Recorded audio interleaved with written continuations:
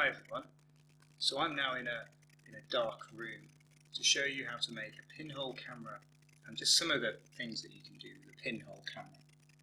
So by pinhole camera, I don't mean anything too flashy. All I mean is something like this. If I hold it in the light here, yeah, you can see it's just a cardboard box sellotaped together with a piece of tracing paper or just greaseproof paper sellotaped to the front, and on the back, literally, a pinhole. So how do you make one of these pinhole cameras? Well, what you do is you use a template. Now, I don't know who first came up with this template. My technician gave this to me. It's literally just a piece of paper with a net of a cube on there, just minus one side, which is where you would put the greaseproof paper. And there's a square in the middle where we can put a pinhole, or I'll show you other things we can do with it there. Now, if you originated this document, I'd like to give you credit, but I'm not sure. My technician just gave it to me. So I think she downloaded it off the internet somewhere. So you need one of those, and you cut that out and just sellotape it together, and you end up with the box, and then you just sellotape onto the front a piece of greaseproof paper or tracing paper. Now, other things you might need to demonstrate a pinhole camera. It helps if you've got a dark room, like I say. It helps if you've got one of these. This is a filament light bulb with a really bright coiled filament. And that just gives you an object to look at that's nice and bright and easily seen. So how do you use a pinhole camera? Well, the first thing you need is to put a pinhole in. Now, you don't put a pinhole in the front side. This is actually the screen that you're going to use to view your object. You put a pinhole in the cardboard side at the back by just sticking a pin through. And if you're not happy with giving pins to your students, I'll show you another way of doing it in just a moment. So you stick a pin through there, you've got a tiny little hole, and then what you do is you point the hole at the object you're trying to view, and you look on the screen for the image. Now I'm just going to try and show that to you on the camera and hope that reasonably well works. Maybe if I try and block out the light on the camera, I think you can there see just faintly just the outline of the coil of the filament in the light bulb there. Okay, which is really good. Now this works because it's really bright. Obviously it's not allowing much light into the camera because of this tiny pinhole here. You can point it out the window and look at things, and one of the things you will first notice is that the object that you're looking at appears upside down there.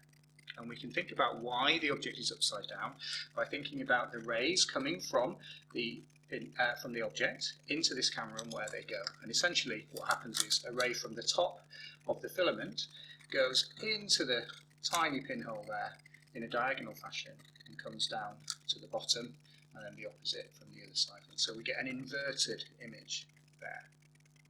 You can see that image a bit more clearly if you use a lens. This is just a magnifying glass lens. It has to be a biconvex lens. By biconvex we mean it's thicker in the middle on both sides. Bi and then convex means it's thicker in the middle on both sides. And what you do then is you again point your pinhole at the object you're looking at, and this time you hold your lens in front of it, and then you look at the screen again, and you will see you can magnify it now by moving the lens forward and backwards. You can get a magnified image. So I don't know if I can show you this reasonably well on camera, but hopefully you may or may not be able to see me magnifying the image there if I can get it without my thumb being in the way. There we go. So that makes quite a nice demonstration as well, using that magnifying glass to focus the image a bit more and make it bigger. Another thing you can do then is you can make multiple holes in your pinhole camera.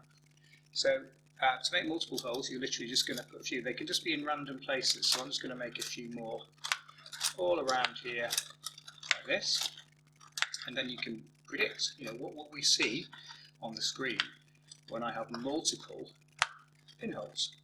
So I've now got multiple pinholes. I'm going to point it at the camera. I'm going to point it at the lamp, and what you will see, again, if you can see on the picture there, is multiple images now. So each one of those pinholes forms an image on the screen. And one nice thing you can do then is you say, well, what's the effect of the lens now?